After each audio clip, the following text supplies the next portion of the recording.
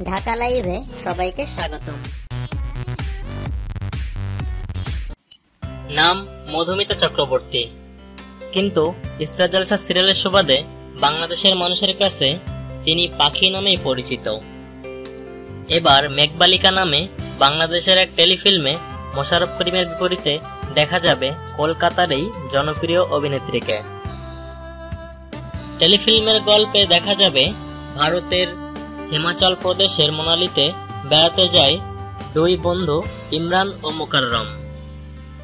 যাওয়ার পথে গাড়ির জানালা দিয়ে দেখতে পাই ব্রিজের উপর থেকে শ্রেয়শ্রী নামের একটি মেয়ে পাহাড়ি নদীতে ঝাঁপ দেওয়ার জন্য প্রস্তুতি নিচ্ছে। মেয়েটিকে বাঁচাতে গিয়েই হিরো বনে যান ইমরান। এরপর ঘটনাক্রমে মেঘবালিকা শ্রেয়শ্রীর মনে জায়গা করে নেয় ইমরান, আর এভাবেই এগিয়ে যায় টেলিফিল্মের গল্প।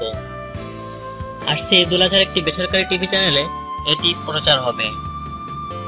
মহিউদ্দিন আহমেদ রচনায় টেলিফিল্মটি পরিচালনা করেছেন পারভেজ আমিন। এতে আরও অভিনয় করেছেন রাশেদ শাওন। এটি প্রযোজনা করেছে মেঘবৃষ্টি টেলিফিল্মস।